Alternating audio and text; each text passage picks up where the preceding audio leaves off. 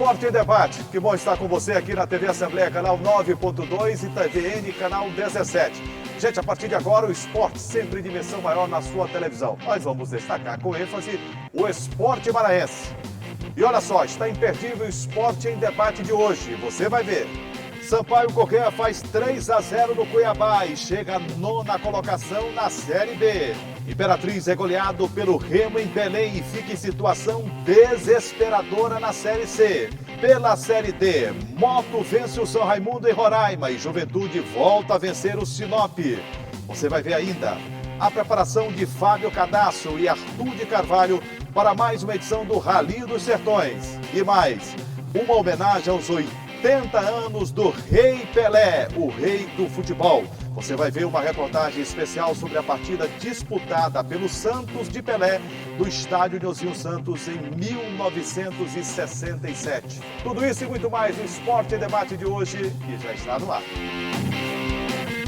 E para começar o Esporte em Debate, olha, uma grande notícia e que leva a gente a ficar na expectativa muito grande. A gente vai acelerar para falar de Rally dos Sertões. É que o Fábio Cadasso, este ano, na disputa de um dos mais importantes rallies do mundo, o Rally dos Sertões, ele busca uma marca histórica. E a respeito desta marca, que você vai entender um pouco mais aqui no Esporte em Debate, ele falou com a reportagem do Esporte em Debate. E o seu navegador também, Arthur de Carvalho, falaram sobre o momento da disputa do Rally dos Sertões e da marca que deve ser alcançada por Fábio Cadasso. O piloto de rally, Fábio Cadasso, está prestes a participar de mais uma edição do Rally dos Sertões, a maior competição das Américas, que há 28 anos liga o Sudeste ao Nordeste brasileiro em trilhas de pura adrenalina. Nem mesmo a pandemia e as medidas de segurança que exigem que os participantes de todas as caravanas cumpram os protocolos e se mantenham fechados nas bolhas, foi capaz de impedir a realização do rally. Nesta edição, o maranhense Fábio Cadasso faz uma nova estreia e entra para a história por competir em todas as categorias do Rally dos Sertões. Esse ano veio a ideia de eu correr de UTV porque eu iria ser o único piloto a correr todas as modalidades. Caminhões, carros, moto, quadriciclo e agora UTV. Para eu conseguir esse recorde, eu tenho que finalizar a prova ou fazer mais do que 50% da prova. São 7 dias, eu tenho que fazer no mínimo 4 dias. Aí eu consigo o recorde. Mas como vai terminar em Barreirinhas, nossa terra, eu quero ver se eu consigo fazer tudo. Pódio, o recorde e chegar para os maranhenses aí que estão torcendo muito por nós. A largada está marcada para o dia 30 de outubro em Mogi das Cruzes, São Paulo, com chegada prevista para 7 de novembro em Barreirinhas. É a primeira vez que Fábio Cadasso e Arthur Carvalho participam juntos do Rally dos Sertões. Tenho uma experiência de navegação e sei, se ele precisar de mim, eu estou lá para ajudar. Mas ele já tem essa experiência, ele foi bem colocado, ele ficou no top 10 ano passado no UTV com outro piloto. Então ele tem uma experiência boa, acredito que a nossa união e a nossa força aí para chegar até o final vai ser bom. Vai ser todo mundo participando desse recorde.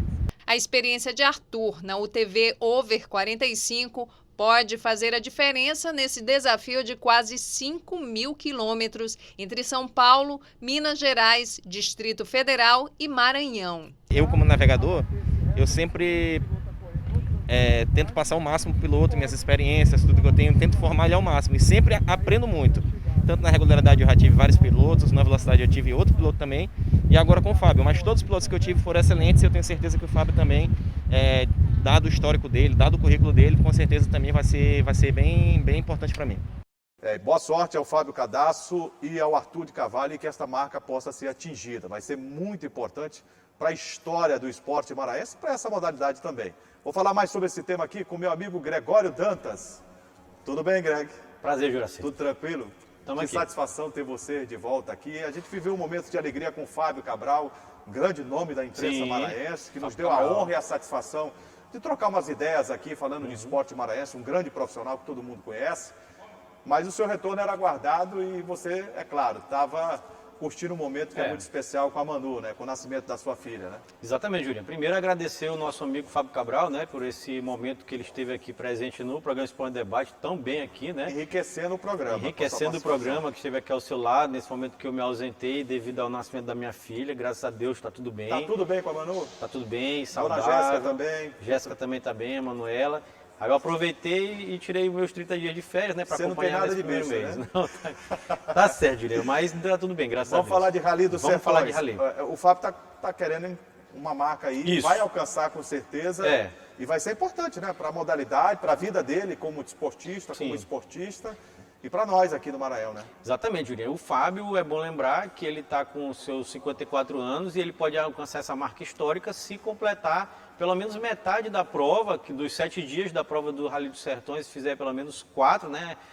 4 dias, ele chega à marca de ser o único competidor de todos os tempos que vai competir em todas as modalidades. Todas as modalidades. Exato. Ele já disputou o Rally dos Sertões, eu até separei aqui as categorias, pelas motos, quadriciclo, carros, caminhões e agora está indo para a UTV, né? Para disputar e fechar esse ciclo, né? E ser o primeiro da história, o maranhense, né? Uma coisa importante também de lembrar nesse Rally dos Sertões desse ano de 2020 é que ele vai funcionar em sistema de bolhas, a exemplo da NBA. Lá Com todos os protocolos. Isso, com todos os Covid-19, protocolos, né? todo mundo isolado, né? Só participando, proteção. fazendo o percurso. E também, a Márcia até falou isso, começa no dia 30, a largada dia 30 em Mogi Guaçu, no interior de São Paulo, e termina em Barreirinhas, né? No dia 7 de novembro. Que coisa legal. Ô Greg, eu duvido que você possa lembrar o que significa a data do dia 23 de outubro para o Brasil e o mundo. Ah, eu lembro. Você lembra, né? 23 de outubro, aniversário do rei. Do Rei Pelé. Isso. 23 de outubro de 2020. Uma data histórica. Sua Majestade, o Rei Pelé, o maior jogador do século, o jogador que encantou o Brasil e o mundo, completou 80 anos de idade. E você sabia que Pelé desfilou a magia, a sua liderança, a técnica, o talento incomum da arte de jogar futebol aqui em São Luís, no Estádio Municipal Nilson Santos? É verdade. Em 1967, o Santos de Pelé jogou em São Luís. E a gente foi buscar, olha, registros históricos e marcantes de quem participou daquele momento tão sublime para a história do futebol do Maranhão, do Brasil e do mundo. São Luís recebia o rei do futebol, o Rei Pelé. Pelé completa 80 anos e com ele uma história que já percorreu os 4 cantos do planeta. O admirado jogador de futebol, que chegou a conquistar 3 Copas do Mundo, já pisou pelos mais diversos gramados. E o Maranhão não deixou de ser palco do rei. A estrela revelada pelo Santos chegou a disputar a pelota em pleno Gigante da Vila Passos. Nossa equipe de reportagem veio até o estádio Nilson Santos conferir de perto mais detalhes sobre a participação do rei do futebol no Maranhão. Foram 2 delas. A primeira, em 1957, quando o Pelé defendeu o Santos contra a equipe do Sampaio Corrêa. A segunda, em 1967, quando o rei do futebol defendeu o Peixe contra a seleção maranhense. Chamamos 2 testemunhas para nos ajudar a contar um pouco dessa história. Alzimar, ex-zagueiro que atuou por vários times maranhenses, inclusive pela seleção do estado, e Manuel Martins, reconhecido pesquisador da história futebolística. Manuel relembra os momentos da participação de Pelé nos jogos que disputou em São Luís. A gente esteve presente nas duas partidas jogadas pelo Santos. Uma, nós só conseguimos entrar no estádio depois que os portões se abriram. No jogo em que o Santos ganhou de 2-1 do Sampaio Corrêa. O pesquisador também solta pra gente uma curiosidade. Teve jogador maranhense que infernizou a vida do maior craque da história. Pode acreditar. Naquela época se jogava um 2-3-5. E aqui tinha um jogador chamado, olha o nome dele, Terrível. Um zagueiro, pai do Breno, que também jogou no Motoclube São Luís. E o Pelé, com 17 anos, enfrentou o Terrível aqui no Nilson Santos. Quando foi em 67, o governo do estado fez uma promoção e trouxe novamente o Santos aqui em São Luís. E ele, a maior preocupação dele era saber se o terrível, quer dizer, o jogador que havia marcado ele ainda estava jogando, porque ele ficou automaticamente com medo. Durante os jogos, Manuel assistiu tudo de perto. Só que mais perto ainda estava Alzimar. Em uma das partidas, o zagueirão marcou colado no rei do futebol. Orgulhoso e com toda razão, ele nos mostra alguns registros daquele momento. Eu tinha uma tese, eu defendi uma tese, toda vez que eu jogasse contra um craque, eu mostrava o melhor que eu sabia, o melhor que eu tinha dentro de campo. Eu não tinha medo de ninguém, eu tinha respeito. Como a Pelé era um fora de série, era um mágico do futebol. O ex-zagueiro conta ainda que naquele dia estava determinado a bloquear as jogadas de Pelé, mas também tinha outro objetivo. Ao fim do jogo, queria uma camisa do rei. A marcação foi boa, mas a camisa, por culpa do técnico santista, não saiu. Eu estava com a intenção de pedir uma camisa para ele, mas ele saiu antes de terminar o jogo, foi substituído antes de terminar o jogo. Eu estava com essa intenção, mas de resto foi normal. Nessa reportagem tem mais testemunha da vinda de Pelé ao Maranhão. E esse tem tudo a ver, até no nome, Pelézinho. A foto que não resistiu bem ao tempo é uma rica lembrança. O ex-centroavante nos conta como herdou o apelido e fala sobre as lembranças do dia em que atuou em uma partida de futebol com vários ídolos. Uma lembrança é a derrota de 1-0. Depois disso eu tenho a minha participação como jogador, jogando contra os melhores jogadores brasileiros na época, entre eles Pelé, Carlos Alberto, Orlando, Edu, Coutinho e outros. Ele já tinha conquistado 2 Copas Mundiais, se não me engano, 2 ou 3 campeonatos sul-americanos pelo Santos, campeões mundiais de clubes. É isso. Por alguns momentos, o futebol maranhense se cruzou com a história de Edson Arantes do Nascimento, o maior orgulho do futebol brasileiro, que chega aos 80 anos de idade, com a certeza que já é eterno.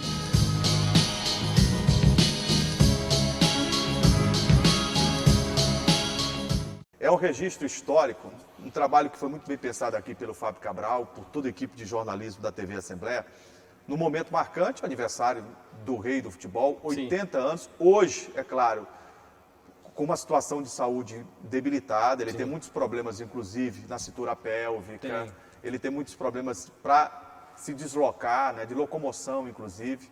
Mas, enfim, o rei, graças a Deus, está vivo, lúcido, e muito nos honra, né, a história do rei Pelé no futebol. Quer dizer, um atleta que soube começar e terminar a carreira e viver os momentos de deleite de tudo aquilo que ele construiu de legado para o futebol do Brasil e do mundo. É um exemplo incomum na história do esporte, para mim, mundial.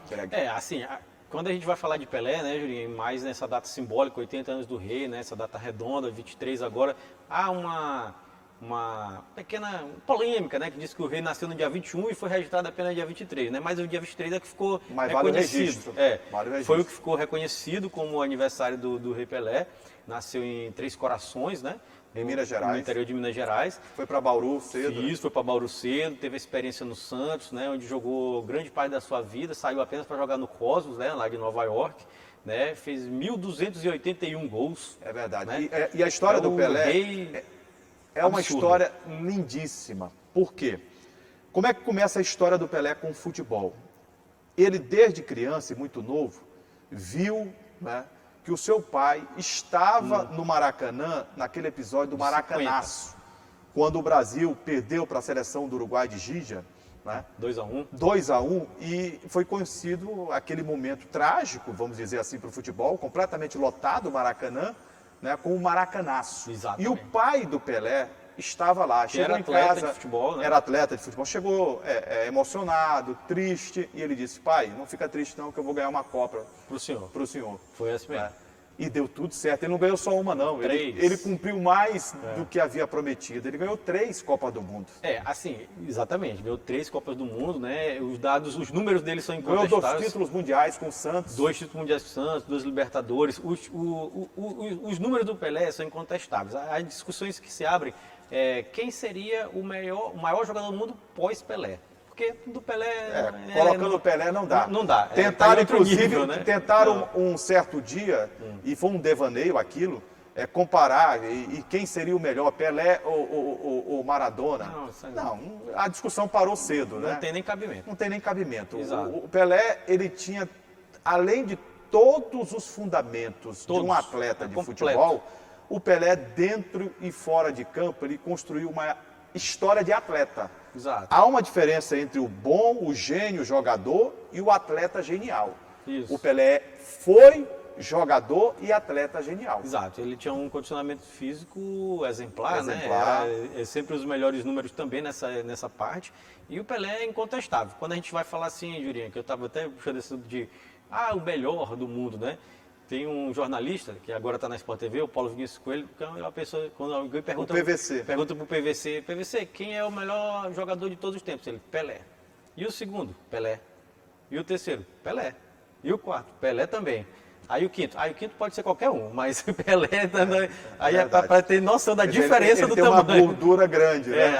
Aí tem a diferença da... E ele está corretíssimo, o PVC. Isso, exato. Concordo com ele, concordo. Entendeu? Concordo porque a técnica, muito se discute, e é uma discussão que eu entendo que por este prisma ela é salutar. Mas será que o Pelé faria hoje tudo aquilo que ele fizera antes? Eu acho que faria muito mais. Faria mais. Por quê? Porque naquela época ele já tinha um esplendor físico muito além da sua geração. E sem... Imagine hoje com preparo ciência, físico, com fisiologia, com nutricionista. Exatamente. O jogador tem babado de tudo quanto é jeito. Exato. O Pelé não tinha isso, não. O Pelé jogava mesmo. Com um equipamento esportivo muito de última geração, melhor, chuteira, campo de futebol, de melhor qualidade. A bola era pesada demais naquela época. Camisa, o cara vestia camisa de time e não sente nada. A camisa pesava mais de 1 quilo. Quando estava suado depois de jogo, aquelas camisas de algodão. Então é totalmente diferente. Ele seria muito maior, na minha opinião.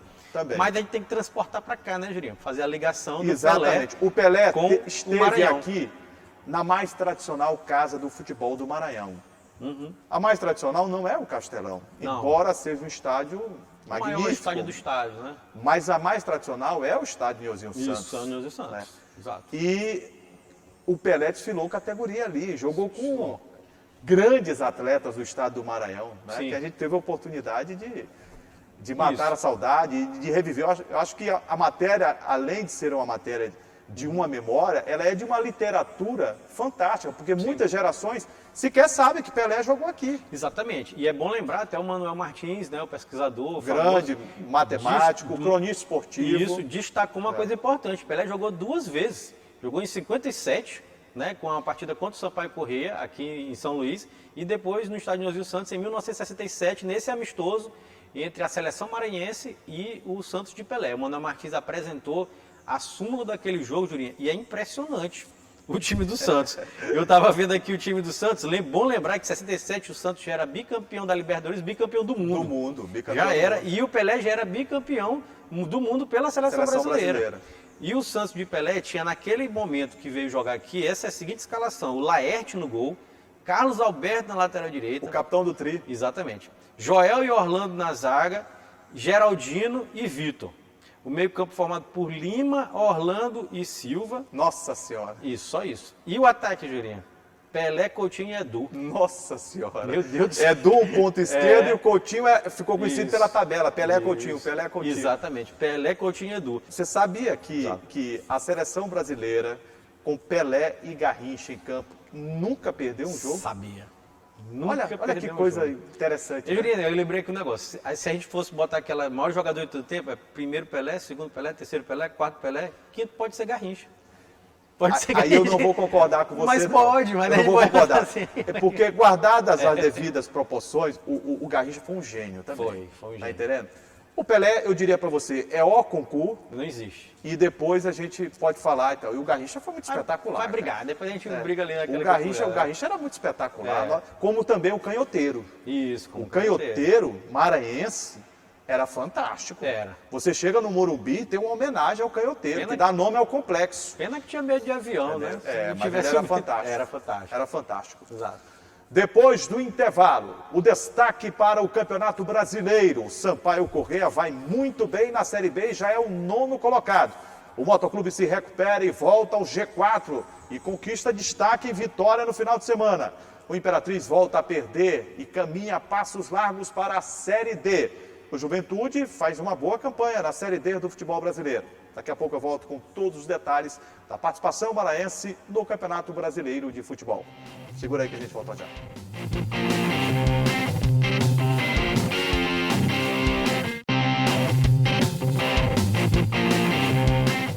E a gente já começa o segundo bloco falando de futebol profissional. Série B do Campeonato Brasileiro. O Sampaio Corrêa está com tudo e não dá prosa a ninguém. O time tricolor enfrentou simplesmente um daqueles que está no pelotão de cima da Série B do futebol brasileiro, o Cuiabá.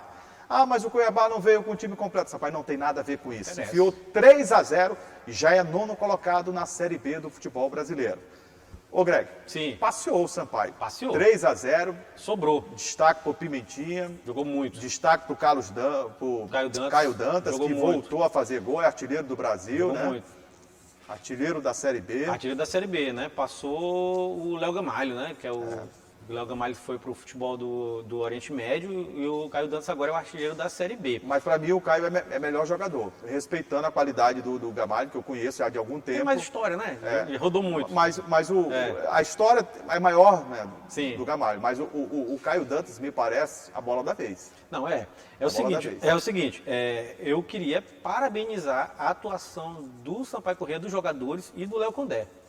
O Sampaio, para mim, fez uma atuação, até é complicado eu falar isso aqui, porque a torcida pode se empolgar, né? Pode se empolgar. Não, mas o torcedor pode e deve se empolgar. Quem não deve se empolgar é o clube. Isso, o Sampaio fez uma atuação de time que vai subir. Sim, isso eu não tenho... Legal. Eu não tenho pudor em falar isso, não tenho nada... Não, o Sampaio fez uma atuação de quem vai subir. E, aliás, fez a mesma atuação contra o América Mineiro, que hoje é o vice-líder da competição. E ganhou o América Mineiro também do Lisca, né? A gente estava falando aqui de Série B e que o Sampaio está lá em cima. Já na Série C, o Imperatriz está lá embaixo. Foi goleado impiedosamente. Que vergonha o Imperatriz impõe. O time do Imperatriz, a cidade Imperatriz é o futebol do Maranhão, lamentavelmente. Foi goleado pelo Clube do Remo por 5-0. 5-0. Os gols da partida foram marcados por Charles, 2, Eduardo Ramon, Hélio e Gustavo Hermel. Foram responsáveis por balançar a rede da representação do Imperatriz. Foi. 5-0, Greg. 5-0. Olha, bora lá. O couro tá duro, viu? Tá. De tanto apanhar. Tá a Imperatriz apanhando, mantém aquela regularidade quando não apanha do nele. É um negócio sério. Sério. Julinho, Eu falo isso, mas dá uma tristeza, viu? Dá. E dá um pouco de... Eu fico indignado com a diretoria. Estão fazendo com a Imperatriz é um absurdo. É verdade. É o seguinte, eu ia passar batido aqui, mas nem da gente passar batido, lembrando que pela Série B, no próximo sábado, dia 31, tem na Arena Barueri, Oeste Sampaio, o próximo adversário do Sampaio. Jogo do Sampaio. Exato, sábado, dia 31. Oeste Sampaio, 4h30 da tarde. Que é o último colocado, por sinal, o Oeste, né? Então só vai ter mais oportunidade de pontuar. Falando aqui do Imperatriz, Jurinha, o Imperatriz está muito mal. 5-0 poderia ser demais. Informações que a gente tem lá de Belém foi que o jogo poderia ter sido mais. O Imperatriz sofreu, apanhou feio. Eu responsabilizo a diretoria do Imperatriz por essa campanha, essa vergonha que está sendo a Presidente Adalto Carvalho, é o principal responsável. O Imperatriz passou por um processo... Se perdeu completamente esse rapaz. O Imperatriz passou por um processo de reformulação durante... final do Campeonato Maranhense, começo da Série C. Eu diria de desconstrução. Isso, destruiu tudo. Destruiu tudo que havia feito nos últimos anos. Paulinho Kobayashi saiu, a gente elogiou tanto a equipe do Imperatriz pelo título maranhense, pelo acesso da Série D para a Série C. Que tinha. A organização, era um dos poucos times do Maranhão que pagava em dia, que estava tudo certo, e agora não. Agora esculhambou geral. né? E o Imperatriz tem apenas 1 ponto na competição. E tem feito o futebol passar maranhense vexame. Isso, tem apenas 1 ponto na competição e está praticamente rebaixado para a Série D. É assim, uma questão de milagre do Imperatriz conseguir se recuperar. Não dá para dizer mais nada, né? Campeonato Brasileiro da Série D. O Motoclube de São Luís se recupera bem na competição. O Papão do Norte está no G4. O Moto conquistou um resultado fora de casa. O Papão do Norte enfrentou, gente, o São Raimundo para se firmar no G4, né, da Série D do futebol brasileiro.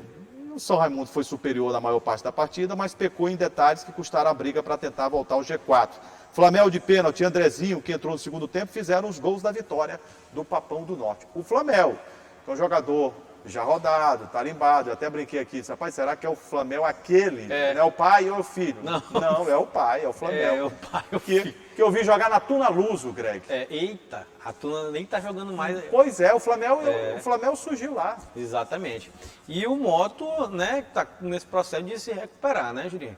Vinha de um resultado não tão bom aqui em São Luís e agora consegue esse resultado expressivo, né, diante do São Raimundo fora de casa. Tem essa questão dos jogadores que foram contratados, que a gente ainda fica naquele... Eu tenho um certo receio de dizer se é reforço ou não. Né? Eu espero um pouquinho, porque tem um jogador que é contratado, não, reforço. Não, peraí, não sei. Não vi, né, em campo. Precisa ver. Mas aí Mas eu vou te falar uma coisa aqui. Inegavelmente, a qualidade técnica desses que chegaram agora nos remete ao pensamento de uma melhor condição técnica. Física, é claro que a gente não pode fazer nenhuma comparação, por não estar lá no dia a dia, acompanhando e tal. Mas a gente entende que, tecnicamente, o Léo Goiano ele passou a ter melhores opções. Um ar melhor, mais purificado para respirar. Já a partida que envolveu o Juventude, o nosso outro representante na Série D do Campeonato Brasileiro, a equipe venceu o Sinop. Exatamente. Mais uma vez. Fez porque já tinha vencido, 3-0 no estádio Pereirão, já havia vencido. Isso. Fez 3-0. Os gols foram marcados por Vargas, 2 e Gotinha aos 42 minutos. Aí a situação é diferente, porque o Juventude está bem, né? O Juventude está bem, muito bem, né? Dentro ali do G4 que classifica para a próxima fase da Série D. Conseguiu mais uma vitória em cima do Sinop. Agora, o que eu estranhei é que, mesmo bem, mandou embora o técnico, né? Foi. O Carlos Ferro. Eu não sei. Um aproveitamento acima de 53%. Pode ter sido proposto, sei lá. Eu não sei se, de repente, com a diretoria, alguma coisa aconteceu, alguma... Processo que está acontecendo... Divergência, né? Processo que está acontecendo esse ano, né, no Brasil inteiro, de... mudança de prefeituras municipais. Eu, se fosse diretor do Juventude, não tiraria. O Carlos Ferro faz um bom trabalho. Foi o técnico de revelação do Campeonato Maranhense. Isso, revelação não, o melhor. O melhor, exato. O melhor escolhido pela imprensa do Campeonato Maranhense, com justiça, diga-se de passagem. Concordo. Gente, chegamos ao final do Esporte em Debate. Obrigado a você pelo carinho da audiência de sempre. Segunda-feira, 8 horas da noite, a gente tem esse encontro marcado, eu, Gregório Dantas e você, da TV Assembleia, canal 9.2, da TVN, canal 17. Ô Greg, os canais de interação para que o público possa participar, sugerir matéria, pauta, ou rever até mesmo reportagens como essa do Pelé. Eu acho que muita gente vai querer rever. Essa é legal, essa merece ser revista também várias vezes. Merece bis. Merece. O telespectador pode contribuir com o nosso programa através dos nossos canais de interação. O primeiro é o nosso site, que é o al.ma.leg.br/TV. Tem também o telefone da nossa redação que está passando aqui embaixo da sua tela. E o nosso WhatsApp, né? Também está aqui. Você pode assistir nosso programa nas redes sociais e curtir, comentar e compartilhar. Greg, um grande abraço. Deus ilumine o caminho de todos. Paz, saúde. O resto a gente corre atrás. Tchau. Tchau, galera. Valeu. Tchau.